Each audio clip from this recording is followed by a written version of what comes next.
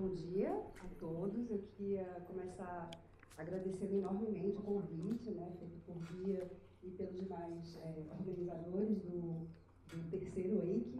Estou bem contente de participar, já tenho ouvido falar muito bem do evento. E eu queria começar falando que a minha apresentação ela teve uma guinada, ela teve uma mudança. Quando Bia me convidou, eu inicialmente pensava em fazer uma apresentação sobre um tema da minha pesquisa atual, que é sobre paisagens, né? Paisagens na cultura visual, a relação entre paisagem e liberdade, explorar essa relação. Mas então, em novembro do ano passado, eu fui convidada para participar da mostra desse cineasta ganês, né? o John McConfer, e que ele está sendo objeto de uma mostra muito abrangente, né? Essa mostra correu Brasília, São Paulo e agora está no Rio, e talvez ela vá viajar por outras capitais. E aí, assim, eu realmente assim, fiquei... foi uma retomada, né, do meu contato com a obra de Aconfa, que eu conhecia do final dos anos 90, que eu fiz meu doutorado na Inglaterra. E aí eu disse, não, eu acho que eu vou ter que falar sobre ele, né?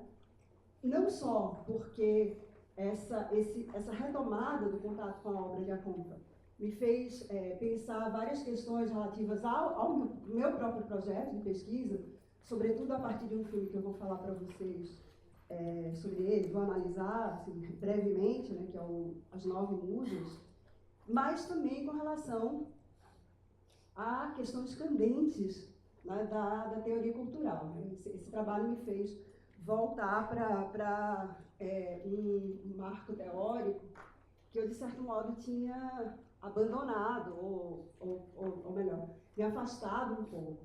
Né?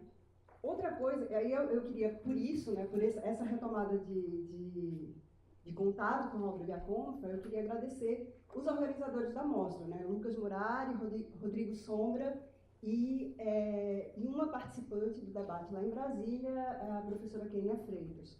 Então, para mim, foi realmente muito interessante ter contato com essas pessoas, né? Elas modificaram um pouco os meus planos. Eu acho, assim, e ficou patente para mim, na mostra lá em Brasília, e até conversando com algumas pessoas aqui, como John McConfer não é muito conhecido aqui no Brasil, né? Então, só para fazer uma espécie de introdução, ele é ganês, mas ele está radicado na Inglaterra desde a infância, né? Ele é filho de, acho que já pode começar a mostrar essas duas fotos, ele é filho de um casal de ativistas políticos que foram exilados para a Inglaterra na década de 60, e ele fez parte, ele foi fundador de um coletivo chamado Black Audio Film Collective. Né? Esse coletivo aqui, a Confra o penúltimo aqui. O trabalho dele está marcado, né, por uma... na verdade, assim, o trabalho do coletivo está marcado por essa ideia de uma vanguarda negra, né, de uma vanguarda ativista, uma vanguarda negra, uma vanguarda que é estética e que é política. Nessa retomada de contato com a obra de Aconfa, algo que ficou muito evidente, assim, na verdade, nesse dia do debate que eu participei lá em Brasília, eles mostraram o filme O Último Anjo da História, também sobre o qual eu vou falar aqui rapidamente. E aí me vieram duas imagens, inclusive na conversa com Kênia, na conversa com Rodrigo Sombra, me vieram duas imagens, né, duas imagens que me parecem cruciais para pensar o trabalho de Aconfa. Né? Elas me parecem, na verdade, definir tanto questões estéticas, né, vinculadas à forma desses filmes, não somente os filmes de Aconfa, mas os filmes do coletivo, e escolhas éticas, né, escolhas políticas.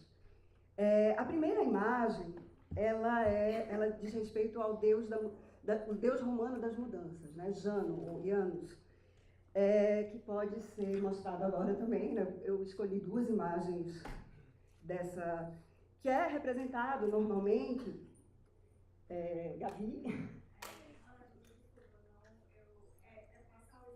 passar o slide. Esse primeiro.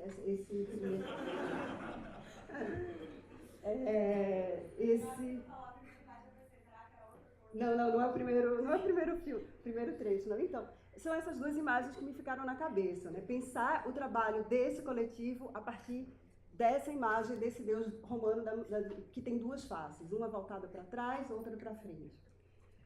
Pode colocar a segunda imagem de Janus, que está também uma representação bem conhecida no Museu do Vaticano.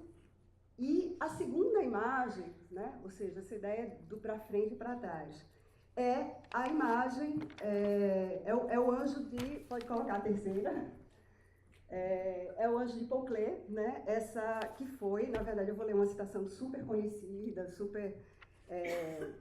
de quem trabalha com imagem e quem trabalha com história, que é que está nas teses, né, esse anjo de Pauclet evocado e descrito por Walter Benjamin nas suas teses sobre história. Começa a citação. Há um quadro de Klee que se chama Ângelos Novos. Representa um anjo que parece querer afastar-se de algo que ele encara fixamente. Seus olhos estão escancarados, sua boca dilatada, suas asas abertas. O anjo da história deve ter esse aspecto. Seu rosto está dirigido para o passado, onde nós vemos uma cadeia de acontecimentos. Ele vê uma catástrofe única, que acumula incansavelmente ruína sobre ruína, e as dispersa a nossos pés. Ele gostaria de deter-se para acordar os mortos e juntar os fragmentos. Mas uma tempestade sopra do paraíso e prende-se em suas asas com tanta força que ele não pode mais fechá-las. Essa tempestade o impele irresistivelmente para o futuro, ao qual ele vira as costas, enquanto o amontoado de ruínas cresce até o céu. Essa tempestade é o que chamamos progresso. Como eu falei antes, essas duas imagens, elas parecem revelar, né, tanto procedimentos, né, princípios, formas, como uma certa convicção, né, política, ideológica, etc. E aí eu queria começar, né, a gente pode agora ver um pedacinho, né, do primeiro filme, na verdade, o primeiro longa de Acontra e do coletivo, né, foi um filme bastante premiado, que se chama As Canções de Handsworth, né, que é um lugar na Inglaterra. Eu vou passar 2 minutinhos, um pouco menos talvez, desse filme.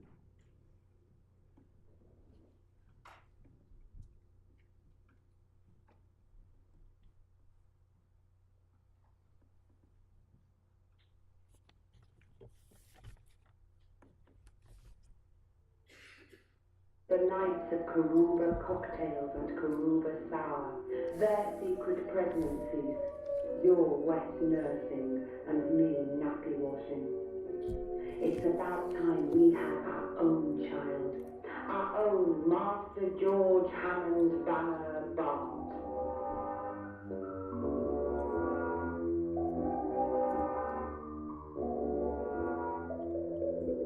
That night, I moved from an idea to a possibility.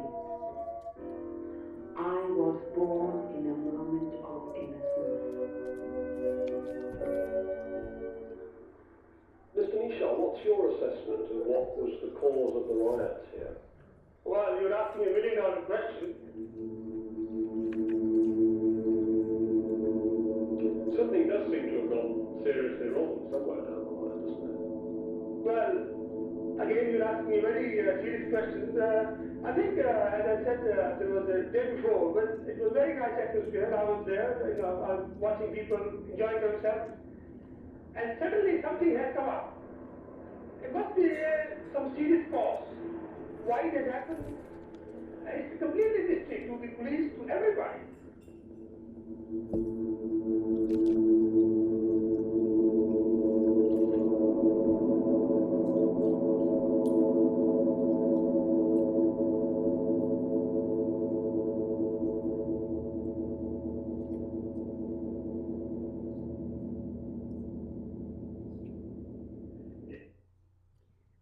Como dá para perceber, perceber, né, o filme ele trata, é um filme de 1986, e ele trata de distúrbios raciais ocorridos em 85, né, um ano anterior, tanto em Londres como nesse lugar, nesse grande subúrbio chamado Handsworth. A Compra, ele filmou os conflitos, né, e ele confrontou essas imagens dos conflitos com fragmentos de noticiários, né, recortes de jornal, arquivos de décadas anteriores, né. E aí a ideia, né, que está na base do filme é construir esse mosaico que é sonoro e que é visual, mas que é sobretudo sonoro, né. Está inclusive muito explícito no nome do coletivo, né, que é Black Audio Film Collective, essa ideia de trabalhar o som. Eu queria pedir desculpas por não ter conseguido as cópias com legendas, né, em português. Essa ideia de criar a partir, né, de montar o filme a partir desse confronto de passado, né, e presente.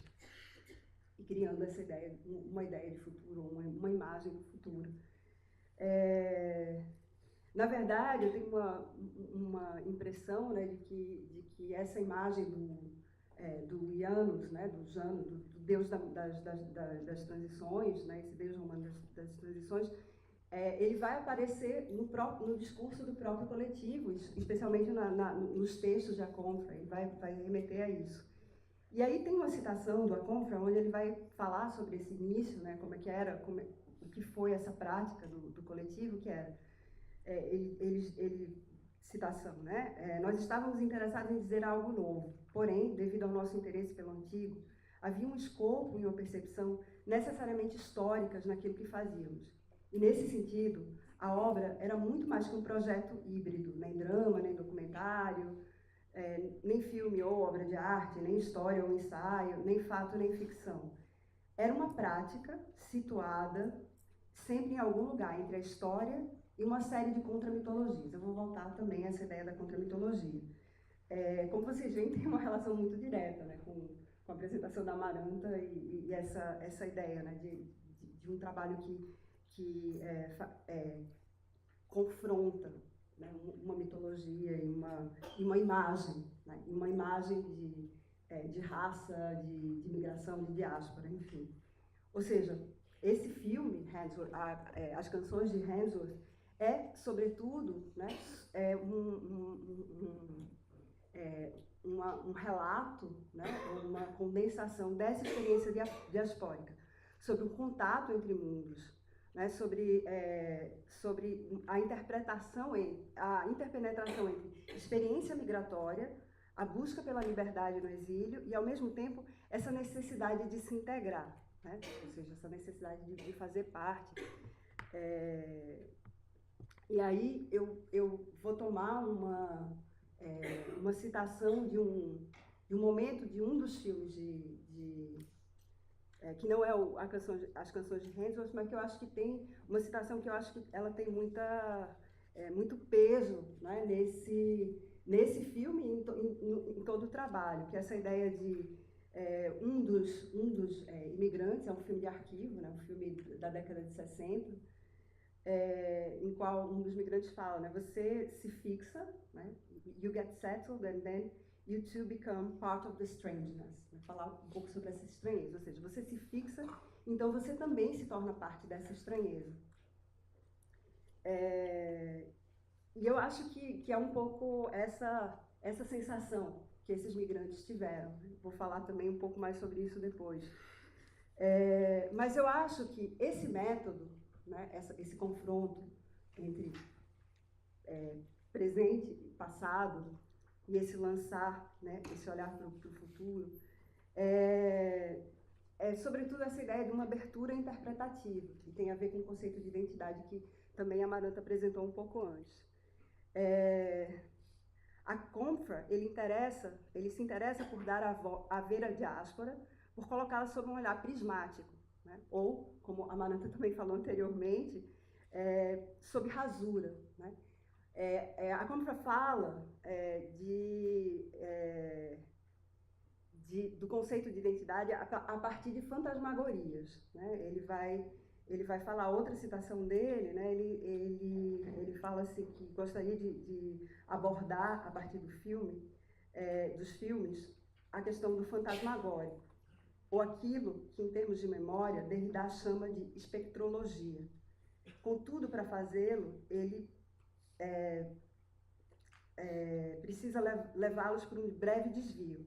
Em primeiro lugar, algumas considerações, a começar por um velho fantasma que assombra e persegue o meu trabalho. Muitos dos comentários acerca daquilo que faço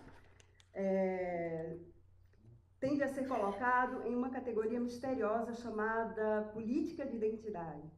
Jamais aceitei o termo, mas quando o faço é para enfatizar a sua imprecisão descritiva. Ele prefere usar a expressão etiologias da identidade, uma espécie de crítica e constante, né, busca da origem, né, da identidade. Bem, embora pareça ser a mesma coisa, essa segunda ideia parte de uma premissa radicalmente diferente. Isso quer dizer que a obra está inscrita em uma política de identidade. Dizer que uma obra está inscrita em uma política de identidade é dizer que ela foi construída sobre a tentativa de evidenciar e localizar as causas e consequências da identidade. Quer dizer que a obra está quase sempre atolada em um esforço de trazer à superfície as consequências teóricas, culturais e psicanalíticas implicadas em qualquer invocação do termo identidade. É dizer também que é precisamente esse esforço em trazer à superfície que pressupõe um ponto de interrogação cada vez que a palavra identidade aparece. Né? É uma espécie de excesso linguístico, né? Uma espécie de buscar essa fantasmagoria, né? ou a noção de estranhamento trazida pelo termo identidade, que também já foi aludida por César antes na primeira mesa de hoje. A ideia do rastro, né? Essa busca constante pelo rastro. Em outras palavras, essa invocação mais precisa e mais sutil da identidade, esse esforço em separar os significados de identidade como fato de identidade, como processo, é o que leva à política da memória. Né? Ele vai pensar a memória como uma forma de alcançar essa questão da identidade. E aí eu gostaria de ver que vocês vissem o segundo trecho, que é de um filme chamado O Último Anjo da História, né, que alude justamente ao texto benjaminiano e que é um filme de 1996, portanto, 10 anos depois do Canções de Handel. Of course, the synthesizer represented the ability to make these futuristic sounds and space sounds and UFO sounds and implement that in the music and over the tracks, because I wanted to land a UFO on top of the track.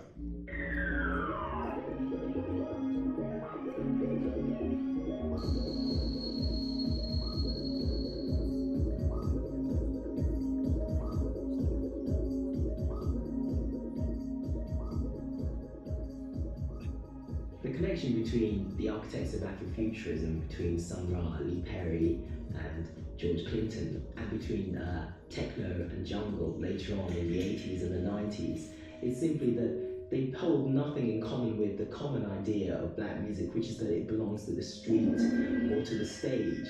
They're neither live musics nor are they kind of musics that exist out in the urban. They're studio musics, they're impossible imaginary musics, and yet because they're imaginary, they're even more powerful because they suggest a future. They don't reflect the past, they imagine a future.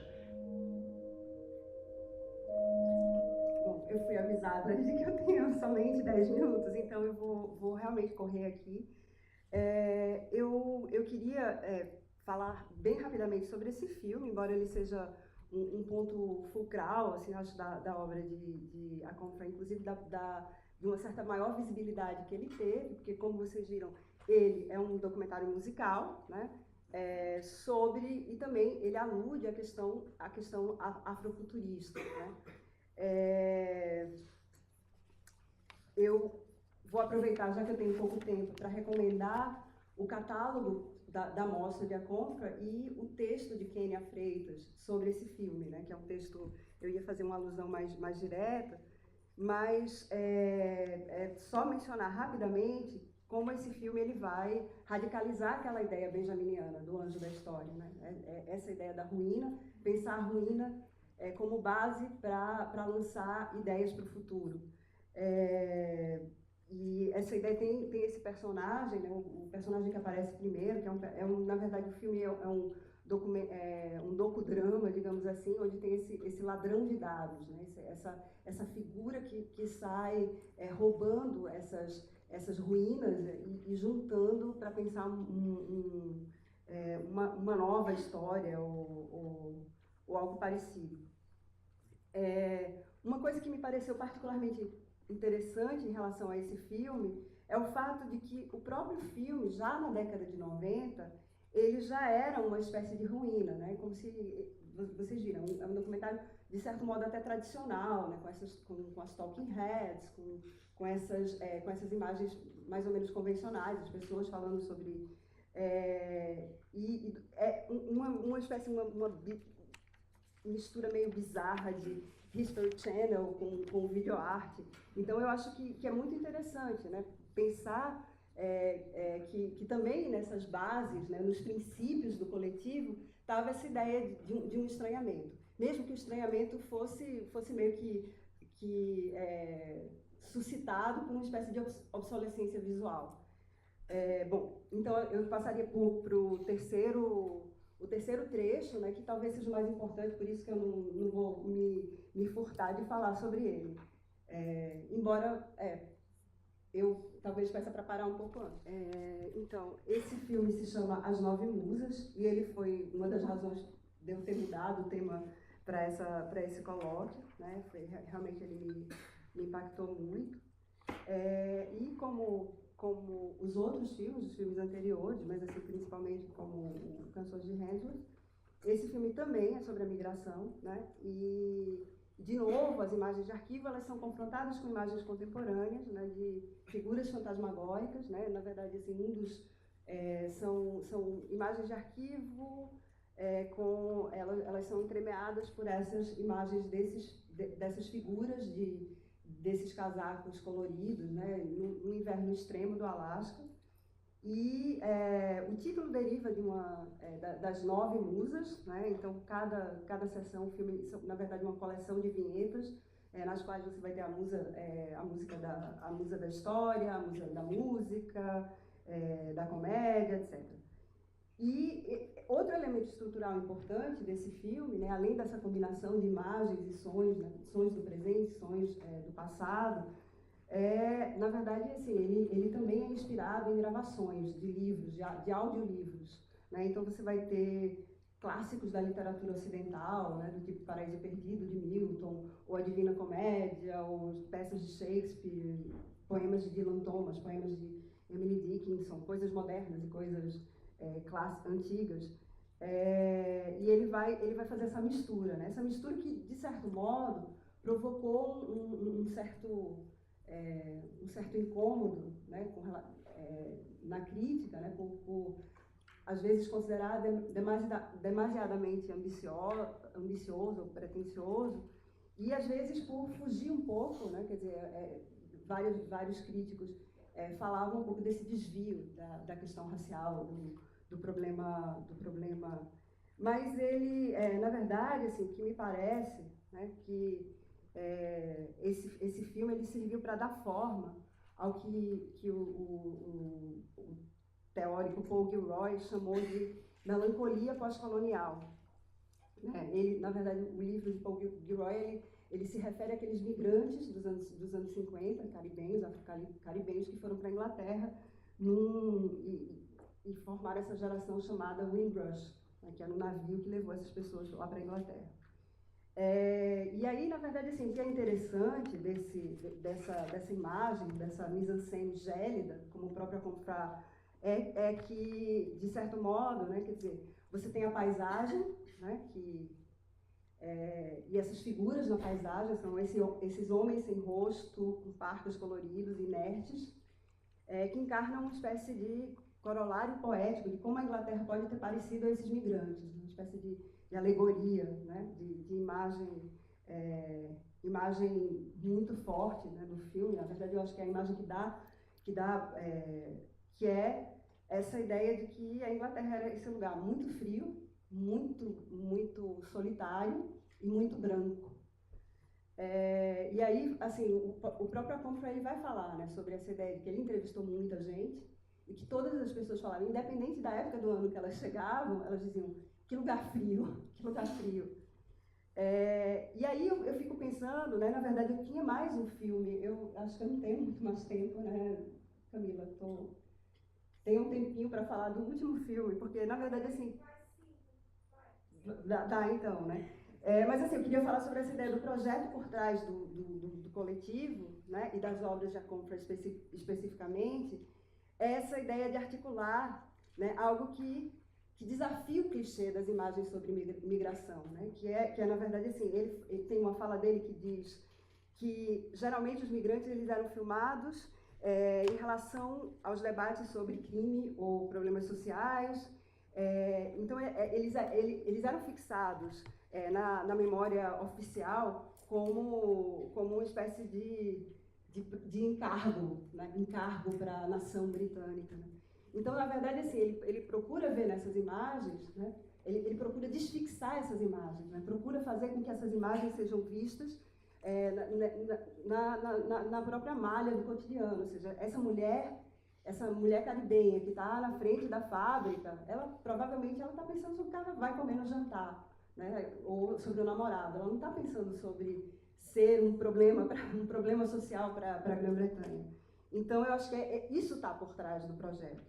Aí o fim, na verdade, é o filme que eu mais trabalhei, a parte mais longa um filme chamado O Projeto Stuart Hall, que foi feito a partir de uma instalação. Ele fez uma instalação em 2013 chamada Conversações Interminadas, né, Conversações Interrompidas, e essa instalação, que estava na Tate Modern, ela foi depois, assim, recentemente ela estava no MoMA, em Nova York, ela foi transformada num longa-metragem, um documentário sobre o teórico Stuart Hall.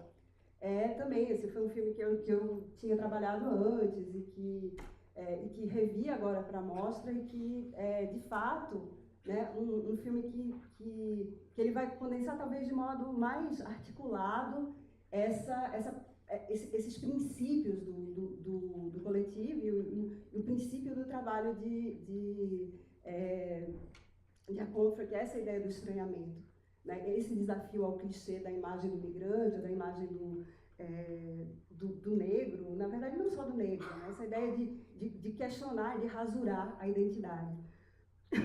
Poderia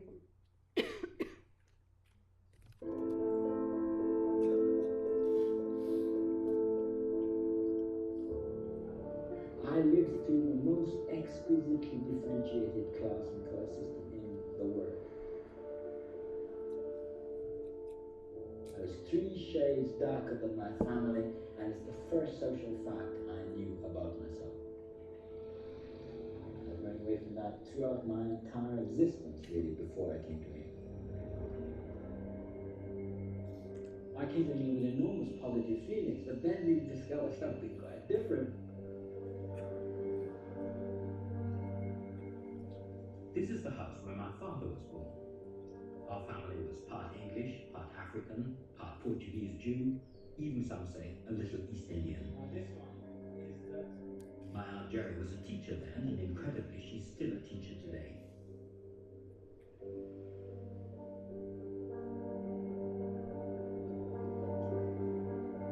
I go back to the Caribbean because I think it's a kind of test bed of whether one can live without an origin to go back to.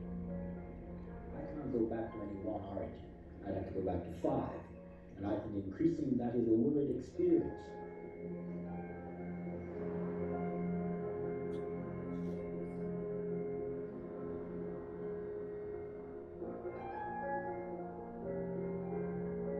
I felt this tension throughout my life between what I thought I was, a young, bright Jamaican, and this refusal of my family really to live in that world at all. In Jamaica, the question of exactly what shade you were in colonial Jamaica, that was the most important question, because you could read off class and education and status from that. I was aware and conscious of that from the very beginning.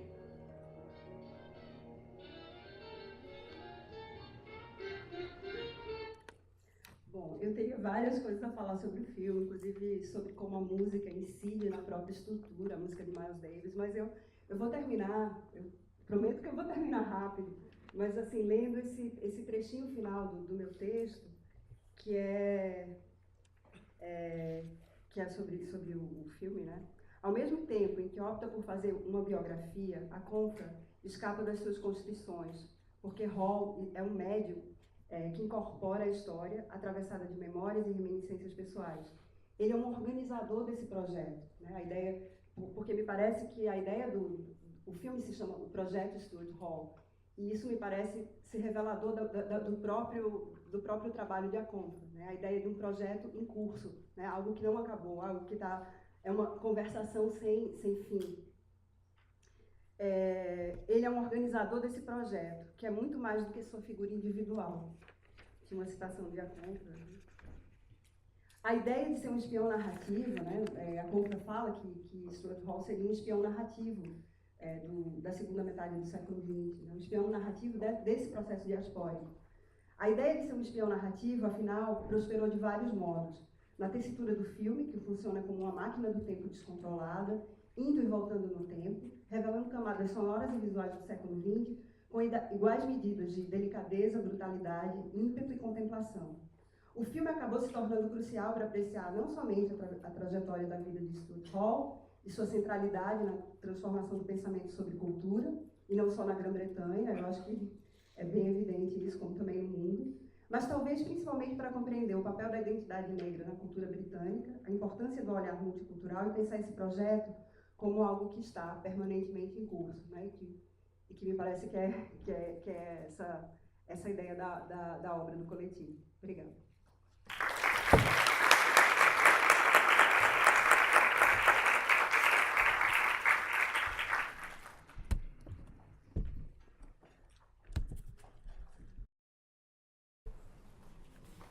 Muito bom dia a todos. Eu queria, enfim, formalmente agradecer o convite, agradecer aos meus colegas envolvidos na organização do evento, enfim, Bia, Marcelo, Osmar, Gabriela, agradecer aos meus colegas, aos meus ex-professores, enfim, aos alunos que estão aqui também. E, enfim, começar dizendo que essas reflexões que eu vou apresentar aqui são, na verdade, parte da minha pesquisa de pós-doutoramento, né, realizada aqui no PPG-Com da UFC, que visa investigar estratégias de fragmentação narrativa no cinema contemporâneo. Trata-se, então, no caso dessa apresentação, de visitar algumas obras do cineasta tailandês Apichatpong Weerasethakul, né, notadamente 3 delas, então Mal dos Trópicos, Tio Bumi, que pode recordar suas vidas passadas, e Cemitério do Esplendor, produzidas respectivamente em 2004, 2010 e 2015, a fim de pensar, então, de que modo o binômio morte e vida opera como força motriz para o cinema, né, do Weerasethakul, não apenas no âmbito da narrativa da história contada, mas igualmente em seus aspectos formais e visuais ou na própria escritura fílmica. Em seu conhecido ensaio, A Parte da Sombra, publicado no Brasil como parte da coletânea Ver e Poder, em 2008, pela UFMG, Jean-Louis Comolli afirma que durante muito tempo a humanidade acreditou poder ganhar as atenções e os favores dos deuses por meio de toda sorte de rituais, sacrifícios, feitiços e sacrilégios, pelo intermédio de imagens, ícones, reproduções, marionetes e esculturas. Entretanto, milhares de anos depois, mais tarde, né, e depois de mais de um século da invenção do cinema, conclui Comolli, entendemos melhor que não eram exatamente os deuses que era preciso amansar, mas sim o próprio homem e suas paixões. Como aposta Comolli, a utopia do cinema parece ser mesmo abro aspas, de nos fazer reencontrar os mortos que voltam vivos diante de nossos olhos. Fim de citação. Enquanto um dispositivo ficcional da modernidade, o cinema então assume um importante papel na constituição imaginária de nossas negociações com o amor e com a morte, né? Eros e Thanatos. Quiçá, justamente porque o cinema sintetiza uma história das técnicas que assumem o lugar dos mitos, para citarmos novamente como ali. Pois a imagem cinematográfica é, antes de qualquer coisa, um duplo, uma duplicata do mundo dito real, sua projeção, o resultado de um espelhamento, que, como sabemos, é o gesto essencial para todas as artes ditas da representação. Bom, de modo geral, o discurso religioso propõe que, paralelamente a esse mundo físico, concreto, existiria um mundo metafísico ou espiritual, para onde migraria nossa parte dita imaterial, uma vez que nosso corpo, por alguma razão, deixa de funcionar e se degenera.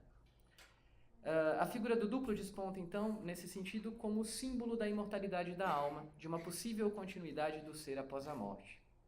A crença na existência de um além vem, de algum modo, permitir que neguemos ou subvertamos a ideia da morte como fim, construindo para ela uma ficção que dê conta de perpetuar as nossas próprias existência e individualidade, deslocadas agora para um outro lugar, um campo absolutamente imaginário e fantasmático. Chamado de Ovídio, do século XXI, pelo crítico francês Dominique Paigny, o realizador tailandês Apichatpong Weerasethakul traz como uma das principais obsessões de seu cinema a temática da vida após a morte. Suas narrativas, sempre vertiginosas, sublinham a dimensão espiritual do mundo e lançam sobre a cultura da Tailândia, de base religiosa budista e fortemente influenciada pela tradição animista Khmer, um olhar bastante singular que embaralha os limites entre realidade e ficção, visibilidade e invisibilidade, presente e passado, vida e morte, ao passo que sua câmera, marcadamente contemplativa, se concentra em registrar a dimensão material desse mesmo mundo, né? Pois o corpo, a natureza, as formas e os sentidos são, com efeito, a matéria-prima da arte de Weerasethakul. Assim, em seus filmes, essas duas dimensões, tanto a física quanto a espiritual, surgem inseparáveis, são sincrônicas, estão entrelaçadas ao ponto de se confundirem no espaço da cena. Como sugere o pesquisador francês Ronald Rosantoinette, o cinema de Weerasethakul evidencia uma estética natural do mistério. Ou talvez nós pudéssemos pensar numa suposta natureza mística da estética. Contudo, não se pode compreender a arte de Weerasethakul apenas pelas vias do espírito, pela força mística ou pelo caráter religioso que atravessa suas narrativas. Ao contrário, como sugere Rosantoinette, ao adentrar o coração da noite, seu cinema busca mesmo revelar a transparência do mundo. Um cinema de transaparência. Na medida em que questiona a dualidade, essência, aparência, embaralhando e retrabalhando a questão da interioridade e da exterioridade, tanto do mundo quanto dos seres. Talvez fosse interessante vermos sua arte como um convite a viver a vida, tal qual uma iniciação, diz Rosantoinette. Não como uma doutrina religiosa sobre a processualidade do mundo, mas como a vida ela mesma, a vida vivida, imaginativa, áptica e misteriosamente mágica. Fim de citação. Nesse sentido, Maxime Scheinfegel sugere que o caráter anímico que preenche o cotidiano dos tailandeses se encontraria substancialmente presente no cinema de Weerasethakul por meio do compartilhamento de crenças e de saberes arcaicos que o dispositivo cinematográfico permite colocar em cena, fazer ver. As imagens de seus filmes abrigam diferentes graus de visibilidade, uma vez que parece mesmo haver distintas dimensões a serem habitadas. Por meio das cisões do véu que separa o mundo visível dos vivos, do mundo invisível dos mortos, Weerasethakul estabelece então uma notável intercomunicação entre esses dois domínios, que gradativamente acabam por se tornarem distintos.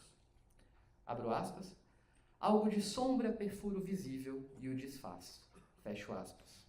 Isso é como ali quem diz, né, para retornar ao primeiro texto dele, a parte da sombra. O invisível, ainda que obviamente inalcançável ao olhar, transforma-se aqui em percepção, pressentimento fantasmagórico, que vem perturbar a cena como se fosse fumaça, bruma, poeira, vapor, elementos, aliás, bastante recorrentes nos filmes de Weerasethakul, né? Como, por exemplo, O Mal dos Trópicos, numa sequência em que nós vemos um caminhão militar levando os soldados em missão pela floresta e, enfim, a poeira se levantando como se fosse um fantasma a segui-los.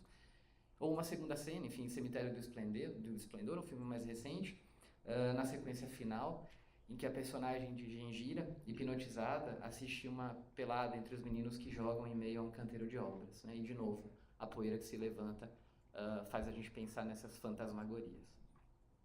Podemos dizer, portanto, que o cinema de Véra-Setaku constrói entremundos, espaços transitórios, preenchidos de virtualidade e fugacidade, nos quais circulam personagens tanto vivos quanto mortos, fantasmas, espíritos e animais misteriosos de toda sorte, envolvidos, todos eles, numa espécie de constante estado de suspensão. Abro aspas, aqui e agora, e no entanto, já há lures, fecho aspas, nas palavras de Rosa Antoinette. O que nos parece digno de nota é que este outro lugar, este além para onde seguem os mortos, se torna, nos filmes do realizador, o mesmo lugar, ou seja, o mundo habitado pelos vivos. Da tensão entre esse mesmo, mas paradoxalmente outro lugar, se insinuaria então o que chamamos de entremundo, marcado pela indistinção entre vida e morte, uma vez diluídas as fronteiras que as mantinham separadas. Criaturas quiméricas, mitológicas, animais falantes, espectros, fantasmas, monstros, humanos e inumanos. Todos esses seres coabitam os entremundos criados por Véra-Setaku em considerável harmonia. Se inicialmente há um discreto espanto por parte dos vivos ao encontrar os mortos, tal sensação logo se desfaz em meio a conversas banais, cotidianas. Poderíamos defender nesse sentido que a iniciativa de colocar figuras tão distintas juntas em cena enfatiza a diversidade de modos de ser e de modos de estar no mundo e aposta numa abertura à alteridade, no potencial de recomposição subjetiva dos sujeitos, por meio de uma expansão, então, dos sentidos, né? E, por conseguinte, na possibilidade de uma convivência pacífica entre as diferenças.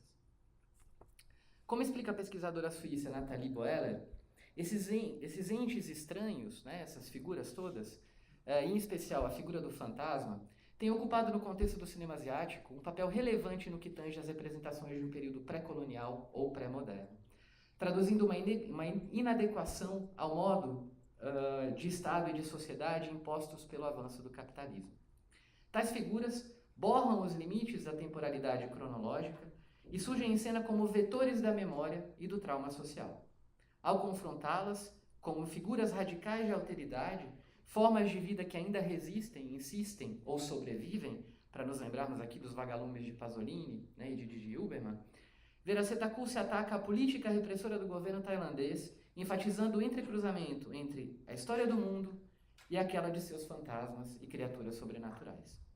A motivação do diretor parece ser revelar histórias que a história oficial, aquela com H maiúsculo, desconsidera. Dar voz àqueles cujo discurso não pode ser incorporado ao discurso dos vencedores, como diria Benjamin. Nesse sentido, Tio Bumi, que pode recordar suas vidas passadas, né? Enfim, um filme ganhador da Palma de Ouro de Cannes, que vai explorar as lembranças, né, dessa e de outras vidas do moribundo Bumi, e que vai confrontá-las, né, ao desaparecimento de perseguidos políticos, principalmente membros do Partido Comunista tailandês, que fogem para a floresta tropical, né, no nordeste do país, região conhecida como Isan, em busca de refúgio, parece-nos emblemática, por reunir em torno da mesma mesa Bumi, né, o personagem de Bumi, que justamente crê que sua enfermidade é um castigo pelos comunistas que mataram no passado, a sua cunhada Gengira e seu filho Tong, né, que cuidam justamente do homem moribundo, sua esposa já falecida, ou seja, um cadáver, né, enfim, um espectro, Huai, e Bunson, filho desaparecido do casal, que ressurge metamorfoseado na figura de um monstro peludo de olhos vermelhos. Aí eu queria que a gente visse essa sequência para continuar nossa discussão, por favor.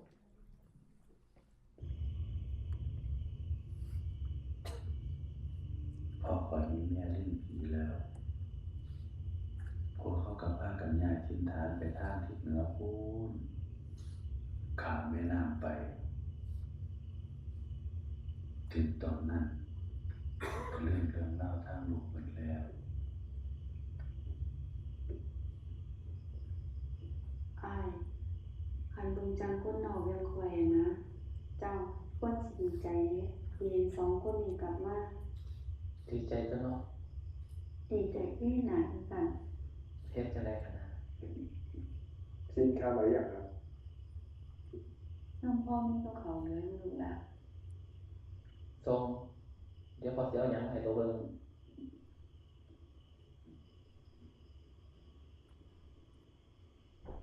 เจนเหี่ยวเลยนาหันเป็นจังไดล่ะสบายบ่ปล่อยอันโตไรฟันมันมีแต่เท่าไหร่หรอกไรเป็นไงล่ะมีการดูไปแล้วว่าส้มเรื่องทั้งโลมีมิตรเรื่องแปลกประหลาดนะลูก อ้าวหลายเติบอยู่เด้นี่เบิ่งเอามีดูชื่อใดบ่ล่ะ ไป ให้ถ้าหมอมีขอเฮ็ดน้ำป้าเพิ่นล่ะเด้ย่างที่เจ้าอยากให้เฮ็ดนั่นล่ะลูกหมู่นี่ขอยจะทายเอาเองกับมืองามบ่ล่ะ ได้อ่ะเบิ่งนี่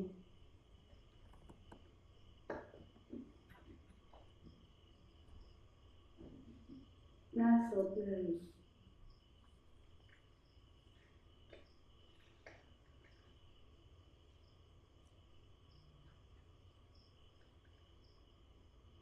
ข่อยเบิ่งหยังบ่ครับในที่แจ้งจังซี่ เดี๋ยวแต่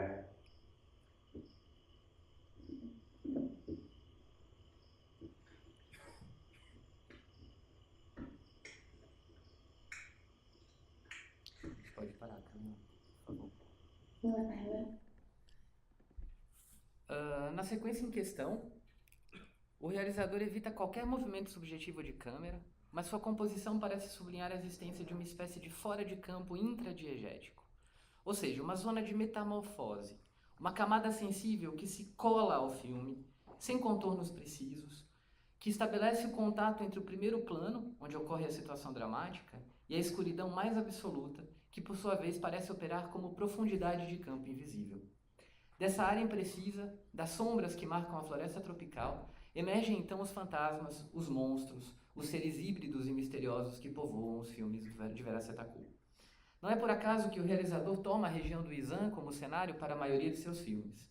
Localizada na fronteira com o Laos, o Vietnã e o Camboja, berço do budismo, a região do Isan é a maior e mais pobre do país, predominantemente rural, com uma história marcada por diversos conflitos internos, como a violenta perseguição sofrida pelos membros do Partido Comunista, que eu citei há pouco, que aconteceu principalmente entre as décadas de 60 e 80, e externos, tendo sido espaço de disputa constante entre os países vizinhos, muito em razão do rio Mekong, o mais extenso rio tailandês, que delimita as fronteiras da Tailândia com esses países todos, e pela floresta tropical que circunda a região. Considerada pelos comunistas como um importante local de resistência política no país e pelos nacionalistas como a pedra angular da cultura thai, a região do Isan se divide entre um discurso tradicionalista ufanista e outro utópico e idealista.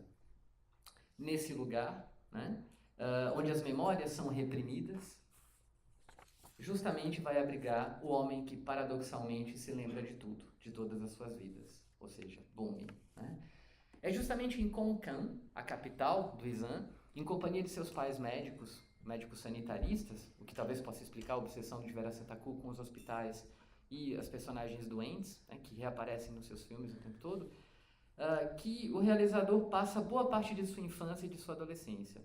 E é dos abundantes mitos e lendas oriundos da região que ele retira a potência mágica de suas narrativas, explorando-as a partir da economia onírica própria do cinema, ao passo que os conflitos políticos vividos na região servem de alicerce na arquitetura de seus filmes, como vemos acontecer especialmente em Hotel Mekong, de 2012, e Cemitério do Esplendor, de 2015, que eu gostaria de exibir um trecho, por favor.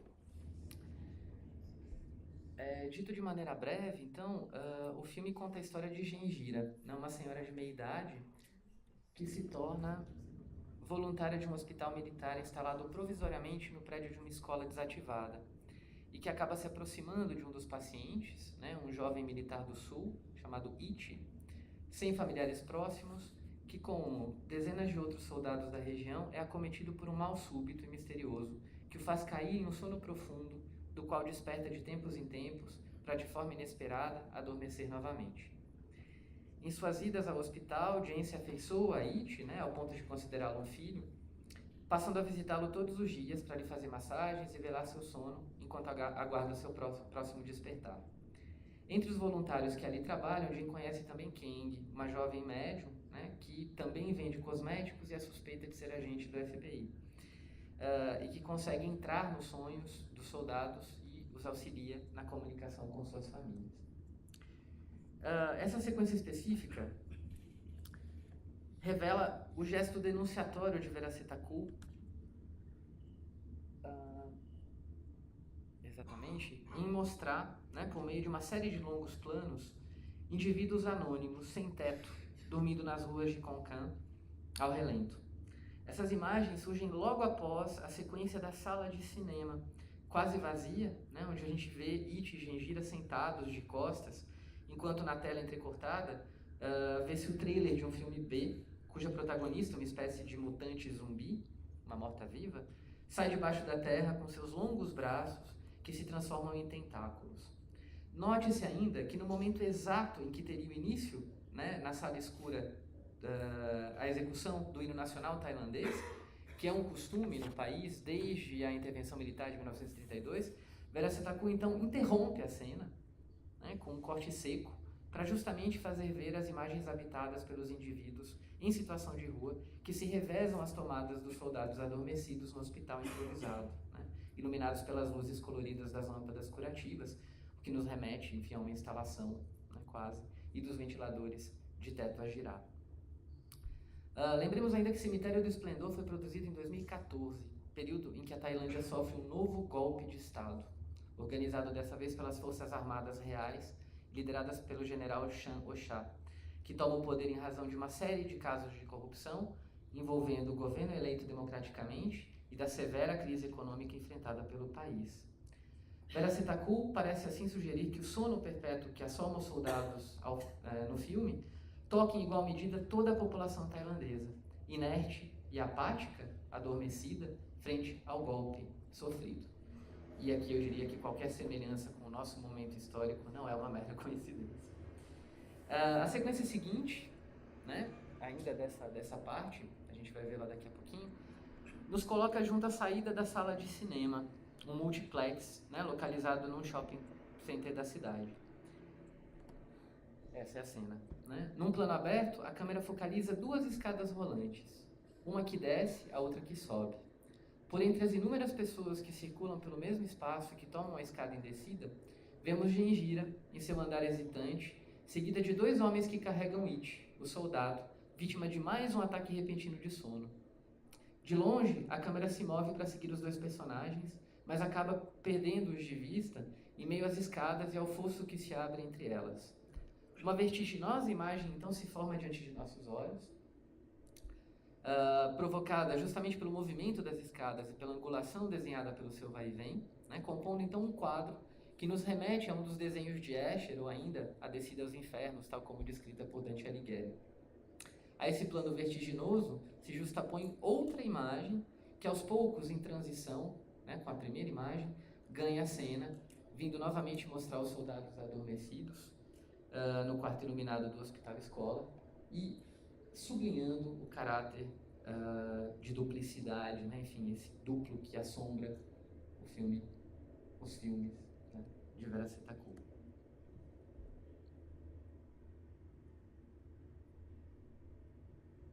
A gente tem uma fusão de imagens.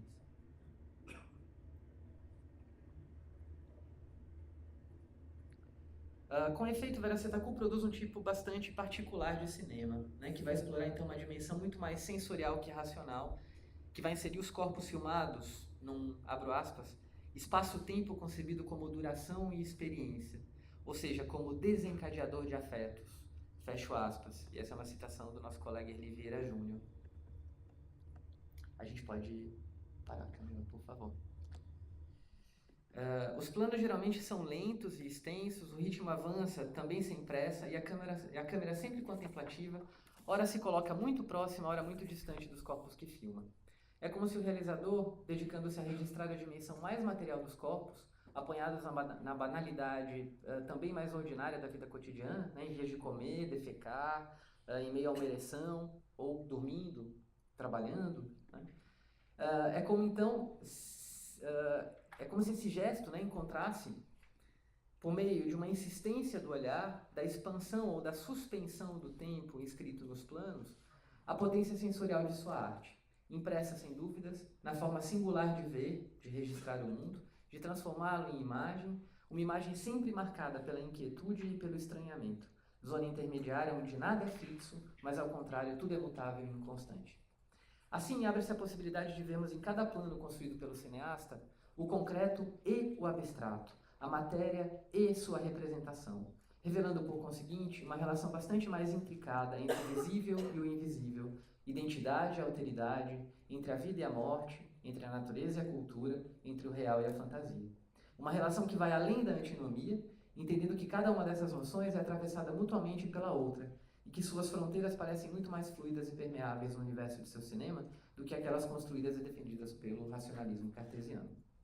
Nesse sentido, a gente chega ao terceiro filme que me interessa, Mal dos Trópicos, né? Enfim, torna-se aqui nesse contexto uma obra privilegiada para pensarmos essa síntese de oposições, que sustenta o cinema de Vera Setaku, né? E que de modo nenhum é uma síntese apaziguadora, mas ao contrário, potencializadora da ambivalência e da ambiguidade desses mundos representados, entre os quais, hesitante, né, se encontra o espectador. O filme trata de uma febre repentina, da paixão amorosa que acomete Kang e Tong, soldado e camponês, homem da lei e homem da natureza. Na dinâmica do filme, os dois amantes assumem posições respectivamente complementares, tal como os dois polos que compõem a narrativa, né, de Mal dos Trópicos.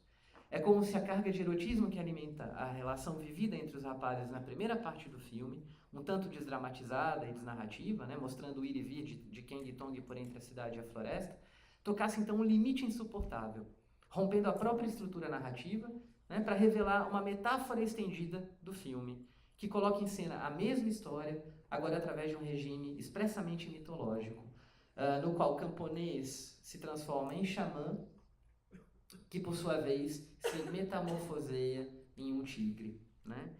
Tal como anuncia o início dessa segunda parte do filme. E aí eu queria mostrar então a última sequência, já finalizando. Bom, nessa sequência então a gente vê Kang e o felino, né, registrados em primeiro plano, simetricamente posicionados em relação à câmera, né, tanto em angulação quanto em distanciamento, desafiando assim o espectador a participar desse duelo de olhares, ora encarando o homem, ora o animal. Aos olhos impenetráveis do tigre se opõem o medo e o desejo que os olhos marejados do soldado deixam desvelar. Explicite-se aqui uma proposital triangulação provocada por esse jogo especular, né, e conquistada através da inclusão de um terceiro olhar, justamente do espectador, que hesita entre dois pontos de certa forma incompatíveis, mas paradoxalmente complementares, e que serve tanto de garantia quanto de instabilidade, né, para a narrativa, e também servindo, claro, de testemunha, né, o espectador então, para esse embate final em que homem e animal se tornam apenas um. Já então me encaminhando para o final da minha fala, podemos concluir, né, que a arte de Vera Setaku é uma arte sobre o entre das coisas. A imagem que o realizador coloca em cena é corpo, materialidade, mas é também fantasma, espectro.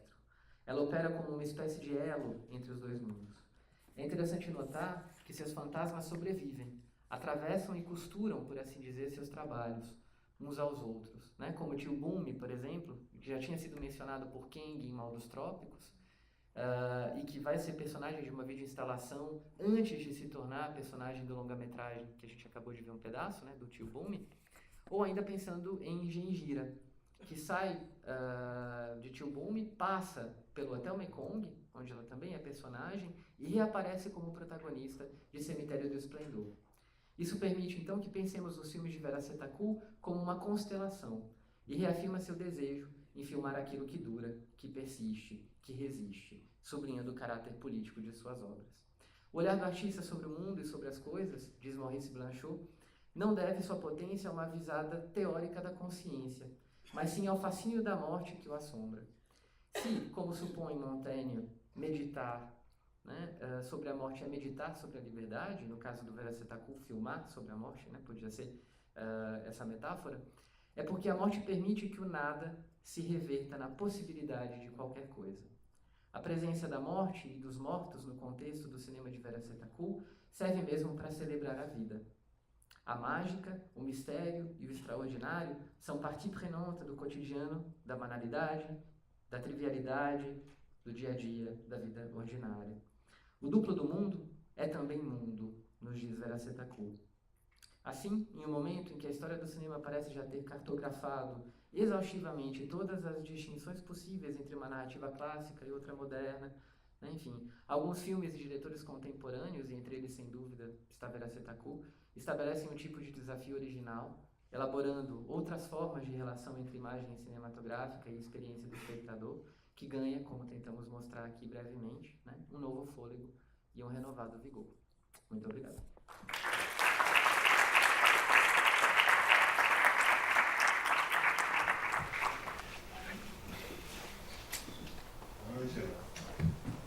Não, uma coisa, só um comentário que eu acho que é interessante, o próprio papel que o Stuart Hall vai ter na formação desses grupos, do qual esse grupo de cineastas é um deles, né? Mas nos anos 80 surge aquele coletivo de fotógrafos negros chamado Autograph. Não sei se você já viu alguma coisa desse. É muito bacana, e a premissa bom, inicialmente é uma premissa de tornar público o trabalho de fotógrafos negros na Inglaterra. Né? Eles exatamente depois da revolta de Brixton, né? Logo 2 anos depois, 1 ano depois. Essa mesma que ele mencionou ali da foto do documento. Mas nos anos 90 eles criam um projeto de memória que é muito bacana, que é um projeto para rever os arquivos fotográficos da memória diaspórica negra na Inglaterra. E eles têm um conjunto enorme de publicações e coisas. Eu acho que é um interessante, em algum momento depois, tanto você como para o Rodrigo, meu orientando, entendeu? De algum modo trazer para o diálogo no futuro essa experiência que vai estar correndo em paralelo, né? Se você procurar Autograph, que é eles viraram uma charity, uma dessas ONGs assim hoje eles têm muita força. Eles têm uma galeria em Londres e eles têm uma capacidade de mobilização de recursos, de projetos muito grande. Acho que é E o cara que criou, ele diz assim: eu fiz isso por causa do Stuart Hall. Não, ele diz uma das isso. coisas, né, obrigada, Maurício, eu vou procurar mesmo, porque uma das coisas, assim, primeiro que o meu interesse no ACONFRA veio a partir de Stuart Hall, né, a primeira coisa. E a segunda coisa é que o próprio coletivo, né, o Black Audio Film Collective, eles fazem o tempo inteiro menção à figura de Hall, como uma espécie de, sei lá, de santo protetor, padroeiro, né, desse trabalho. E na verdade é isso, é como se Hall fosse, ao mesmo tempo, né, em que ele é essa figura, não somente para a Confra, não somente para esse coletivo, mas também para outros coletivos e para outros cineastas, né? Eu lembro agora do Isaac Julian, né, que tem um documentário, eu acho que a Maranta não está mais aqui, mas que tem um documentário muito interessante sobre o Fanon, agora eu esqueci o nome do documentário, mas o Isaac Julian, uma série de outros, o Horace Salvé, ele vai ser essa figura, ele vai dar, então nesse sentido, o filme, né, o The Stuart Hall Project, é mais que um filme, né, e é mais que um filme biográfico, né, uma espécie, realmente uma condensação de um projeto político, né, um projeto político dessas vanguardas negras, né, então eu acho que é geracional, né, esse pessoal que nasceu no final dos anos 50, que na verdade alguns já são de segunda geração, tem inclusive um filme, que eu tentei localizar, um filme que a Confra usa nas 9 Musas, que é Born Black, Born British, né? Que esse é um fator importante dessa geração, essa geração que nasceu no final dos anos 50, no início dos 60, ou até mesmo nos 70, e que vai falar fundamentalmente dessa experiência, né? Da experiência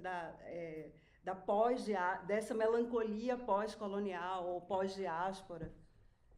Mas eu acho, eu vou olhar como... Muito legal. Porque é a coisa de você não assimilar o modelo dos movimentos norte-americanos. Eles falam a mesma língua, mas a experiência deles é inteiramente diferente da experiência do negro norte-americano.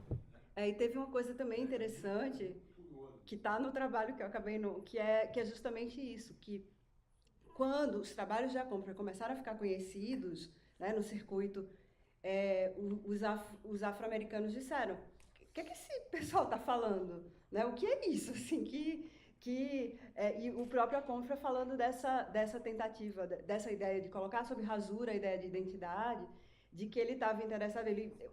Uma das primeiras atividades do coletivo era um cineclube, né? E um dos primeiros filmes que ele mostrou foi Sebastiane, de Dirk Jarman, né? Que é o filme, assim, um dos clássicos do cinema queer, assim, um filme falado em latim sobre um santo, né? Então, um santo gay, uma coisa. E ele foi super atacado pelos os grupos negros, os ativistas. Né? Então, eu acho um trabalho muito interessante, né? Essa ideia de uma contramitologia, né? uma contramitologia da própria história dos brancos, dos negros, etc. Boa tarde. Henrique, por favor, eu queria ouvir mais você falando sobre os graus de visibilidade que você cita no seu texto. Eu também gostaria. Tá, brincadeira.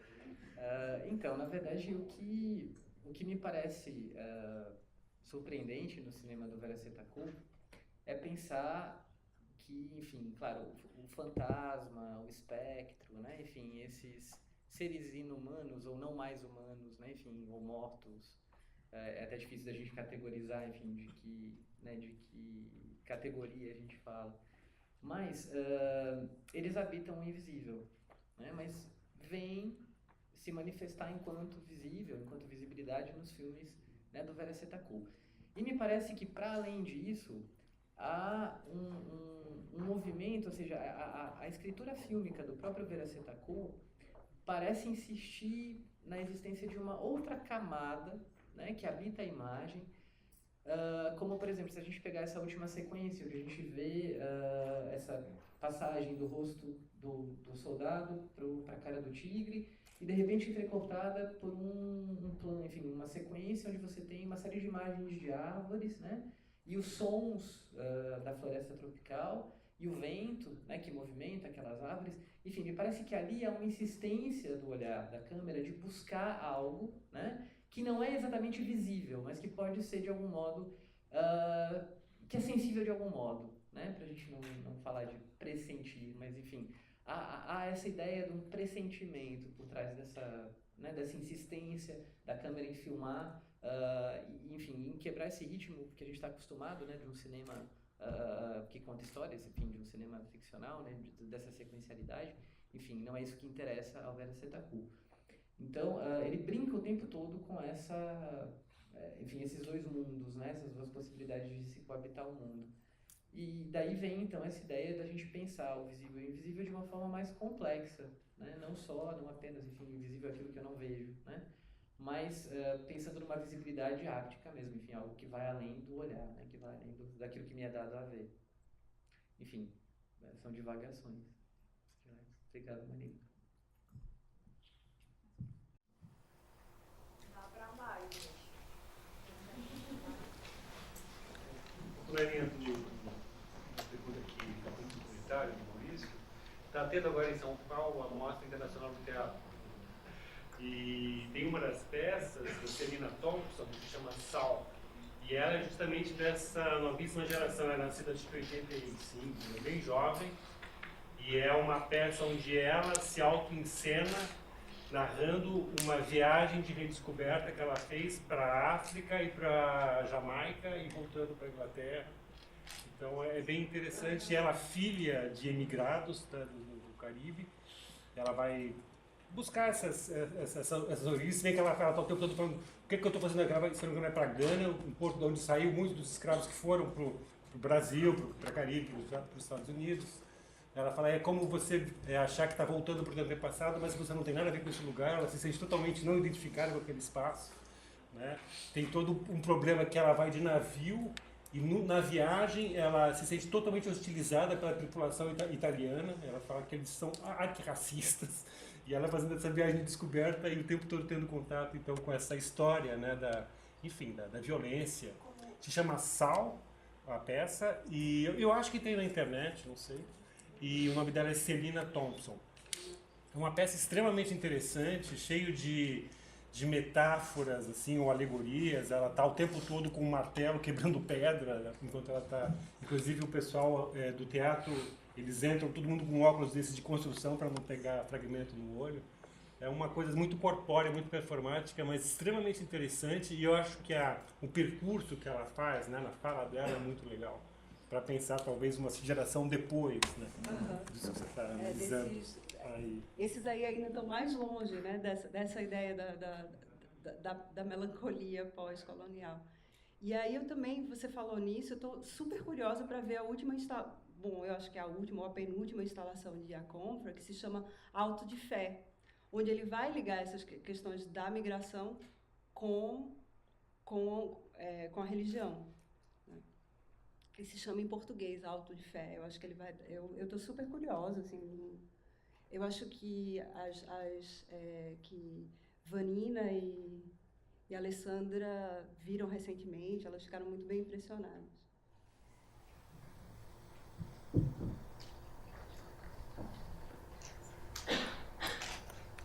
Vamos falar um pouco mais sobre a criação da temporalidade futurista no trabalho.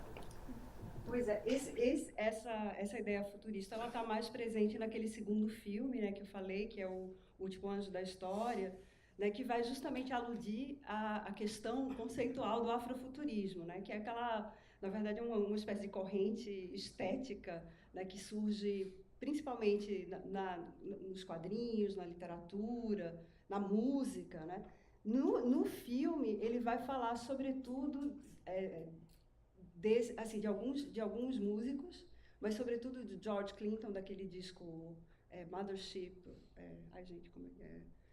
Mothership Earth, eu acho, e vai falar um pouco sobre essa ideia, né, de juntar tecnologia, a ideia de uma tecnologia super avançada e essa ideia também que um dos entrevistados reforça, né, essa ideia de uma música de estúdio, né, uma música super, na verdade, tecnológica e sintética, né, nesse sentido de uma coisa produzida, com a ideia da tradição, né, com a ideia dos mitos, com a ideia do... algo que eu relaciono muito com a ideia de... essa noção de afrofuturismo, ela está muito vinculada à ideia de ficção científica, né? E eu fico sempre lembrando desse livro de Jameson, né, que é o Arqueologias do Futuro, onde ele vai falar sobre a literatura de ficção científica, mas essa ideia, né, de a partir da ruína construir o futuro. Né? Isso é muito forte nesse filme O Último Anjo da História, mas me parece que é forte também, por exemplo, no Nove Musas, de um modo mais oblíquo, talvez, mas assim que o Nove Musas, esse cenário gélido, né, essas figuras, né, assim, fantasmagóricas também, essas figuras lá inertes no gelo, elas têm um componente, talvez não futurista, mas de mundos imaginários ou de mundos... então, eu acho que faz parte de uma tessitura mesmo, né, essa tessitura do estranhamento. Né, que é trabalhar imagens que estão circulando há muito tempo, né, essas imagens dos afro-caribenhos chegando em Londres nos anos 50, de meio desestabilizar essas imagens, né, pegar essas imagens tem umas cenas muito bonitas também, que são cenas de arquivo, né, que são essas cenas desses bailes interraciais, né, onde uma espécie de boas-vindas, que ao mesmo tempo é muito tocante, e é muito artificial, é muito esquematizado, ou a visita de um... Tem uma cena... na verdade, é que não dá para a gente saber exatamente de que documentário é, né? No final do filme tem uma lista dos documentários que ele utilizou para fazer o Nove Musas, mas você não sabe exatamente de que cena é qual, né? Mas tem uma parte muito bonita que é uma espécie de... Não sei, é um casal interracial, não é um casal, mas eles estão sentados escutando um disco, escutando uma ópera, escutando... Na verdade, é Paul Robeson, que é um ator e cantor negro muito famoso nos anos 20, 30. E eles estão ouvindo esse disco, e é isso, parece uma coisa muito cordial, mas ela é tensa, eu acho muito interessante o modo como ele vai endereçar essas questões de raça, né? Ao mesmo tempo que apontando certas falácias, né? de um certo integracionismo, né? Uma certa... E também meio que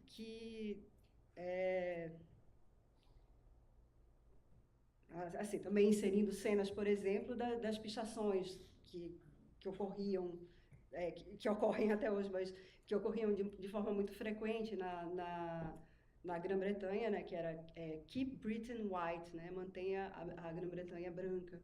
Né, e aí a Márcia falou dessa coisa dos italianos, eu realmente assim, acho muito interessante pensar, por exemplo, agora, né, pensar essa questão da migração, pensar como lugares que não estão realmente preparados para, como a Itália, né? Preparados para essa discussão, né? Como teve agora há pouco aquele ataque, aquele atentado, né? de um italiano que atacou os migrantes africanos, né?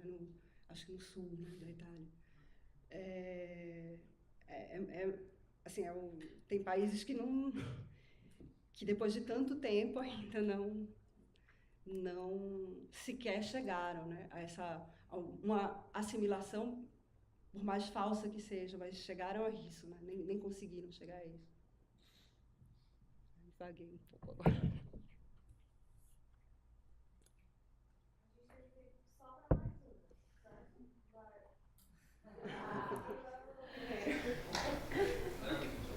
Se você pudesse comentar um pouco mais do que você falou sobre a memória como espectrologia. Não, na verdade, assim, na verdade é uma citação do próprio Confra, né? Ele faz uma alusão ao Derrida, né? Que é eu acho que ele faz alusão a esse livro da década de 90, que é um livro Espectros de Marx, mas é um pouco essa ideia de algo que aparece, né? Que retorna, né? Quase como o pai de Hamlet, né? Que retorna, mas algo que não está muito... não está fixado, né? Não está fixado. Por isso que, na verdade, assim, o problema da identidade para a Confra seria tentar fixar essa identidade, né? Seria tentar... Então, ele prefere trabalhar com esses espectros, né? Com esses retornos, né? Nesse sentido, eu acho que a gente até deu certo o nosso... Mas, assim, eu também não saberia te responder muito, porque faz muito tempo que eu não leio Derrida, para ser bem sincera.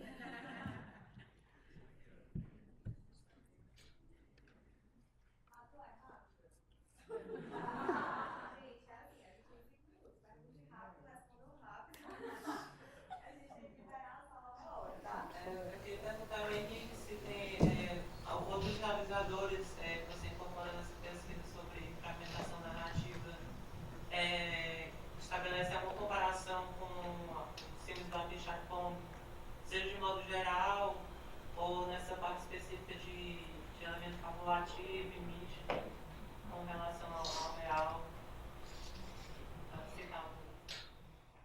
Enfim, eu acho que Veracitaco é único no seu gênero, né? Mas eu venho trabalhando, enfim, desde o doutorado com o Gus Van Sant, por exemplo, a partir dessa ideia de um cinema, enfim, mais sensível, né? O que mais? Enfim, tem uma série de filmes que me interessam, enfim, que são talvez mais comerciais, que a gente não poderia fazer talvez essa ponte com o Vera Setaku. Mas eu acho que ele é único no seu gênero mesmo. Eu não consigo compará-lo a nenhum outro cineasta. Mas tem uma série deles que me interessam por outras razões também. Falei errado?